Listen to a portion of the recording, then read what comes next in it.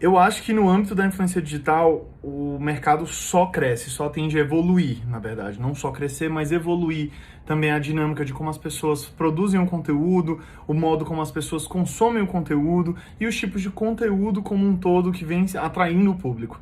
Então, nos últimos anos, você consegue notar, inclusive, como tem influenciadores que ficaram meio obsoletos, ficaram para trás, não conseguiram se manter ativos, se manter relevantes, porque realmente não conseguiram evoluir o conteúdo e transformar esse conteúdo de uma forma mais interativa, que agradasse o público e como o público consome esse conteúdo. Então isso é muito nítido, assim, a meu ver, o mercado evoluiu muito. Evoluiu em plataformas, a gente tem hoje o TikTok, além do Instagram, já teve Clubhouse, tem algumas plataformas que se mantêm, como o Instagram, Twitter, acho que e o YouTube, acho que esses três são os principais. Mas eu acho que a avaliação do mercado que eu tenho a fazer é muito simples. As coisas, ele não vai morrer. A influência digital não vai parar de existir, mas ela vai evoluir. Então, os influenciadores têm que evoluir junto. E conforme as pessoas também foram evoluindo essa sede de consumo, o modo como eles consumiam o conteúdo, fizeram também com que as pessoas tivessem ascensão assim, de pessoas, de novos perfis, de novos conteúdos, que antigamente não era utilizado, não era produzido, nem era consumido. Como é o caso do TikTok, que veio para mostrar que vídeos são muito mais... vídeos interativos, inclusive. São muito mais apelativos hoje em dia, não só para o público mais jovem que está no TikTok, mas como o público em geral quer consumir vídeos. Então a gente tem que trabalhar muito os vídeos. Quando no começo do Instagram, por exemplo, há 10 anos atrás, só tinham fotos. O consumo dessa mídia era apenas em foto. Então, a gente consegue notar essa evolução, entendeu? Eu acho que os nichos que se destacaram, principalmente, foram o entretenimento, que são pessoas que fazem conteúdos muito mais para entreter o dia a dia das pessoas aqui do outro lado da tela.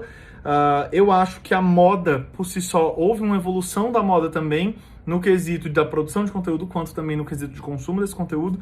A gastronomia veio muito em alta, muito, muito mesmo, assim, as pessoas, principalmente em advento da pandemia, que as pessoas ficaram muito tempo em casa, ainda estão em casa, elas estavam querendo consumir conteúdos novos, que fossem conteúdos principalmente voltados para gastronomia, para cozinhar, né, porque é uma coisa que você ia estar fazendo dentro de casa. Então, por exemplo, é um nicho que realmente se destacou muito.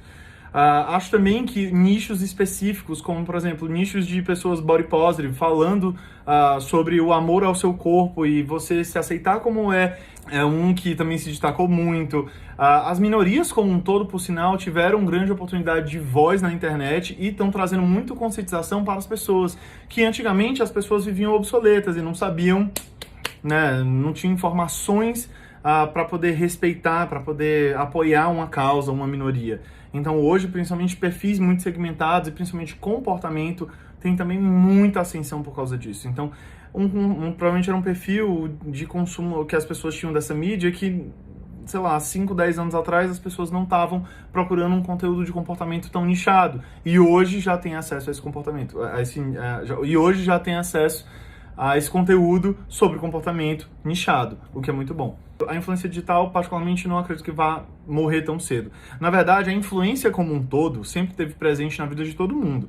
Desde quando era tempos medievais, já existiam pessoas influentes e que traziam essas tendências e moldavam os hábitos de consumo e de comportamento. Trazendo para a atualidade, a internet deu voz a essas pessoas numa plataforma de rede social. Então, a influência digital nunca vai morrer. Eu acho que ela vai evoluir, vai mudar a plataforma, o modo de se comunicar, ou o que está sendo comunicado. Mas a influência como um todo nunca vai morrer. Ela vai evoluir. Se tiver uma plataforma nova que tenha, né, faça muito sentido a interação nessa plataforma, né, esses laços que é criado com as redes sociais, nessa plataforma nova vai haver uma influência também. Então sempre vai existir. Eu brinco que eu sou né, dos anos 90, em que as pessoas famosas, os influentes, eram personalidades da TV, da música, modelos, etc., que eram pessoas tinham uma ascensão de mídia e era dada mais voz ainda a essas pessoas através dos veículos tradicionais de comunicação, como jornais, revistas, TV, etc. Então era meio que um ciclo vicioso. E eles eram os grandes influenciadores de 30 anos atrás. A única diferença é a influência não morreu, mas ela evoluiu. Essas mesmas pessoas hoje também têm voz nas redes sociais, mas quem sabe eles não produzem conteúdos, eles apenas estão lá com uma presença mais para poder para trazer proximidade com o seu público. Então, a influência como um todo nunca vai deixar de existir, principalmente a influência digital. Ela só vai evoluir, tanto a plataforma, quanto o comportamento de consumo, quanto o modo de consumir não só consumir essa informação, como também de passar essa informação. Minha dica número 1, de todo o coração, é propósito. A pessoa tem que ter propósito naquilo que ela vai fazer, naquilo que ela vai falar. Você tem que ter um propósito. Para que você quer falar aquilo? Para que você quer estar na internet? É por um ego, é por vaidade? Ou você quer falar porque você tem um assunto que você tem propriedade? Não é nem propriedade embasada, sei lá, teoricamente com uma graduação ou pós-graduação, sei lá. Mas é uma paixão que você tem, um hobby, algo que você entenda muito, que você pesquise muito, que você tenha muito interesse, que você tenha propriedade sobre o assunto. Que esse assunto tenha um mote, um vínculo com a tua vida. Porque aí sim você vai estar falando sobre vai estar falando com propósito sobre algo que você ama. Então, eu acho que a base de tudo é propósito. Segunda coisa é constância. Não adianta você querer ganhar seguidor da noite pro dia, ganhar clientes, etc. Isso não existe, não é assim da noite pro dia.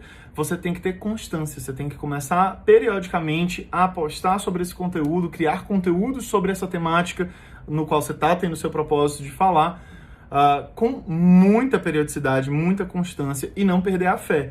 Óbvio, você tem que aprender a respeitar os processos. Nada vai cair da noite pro dia, nada vai começar a existir da noite pro dia.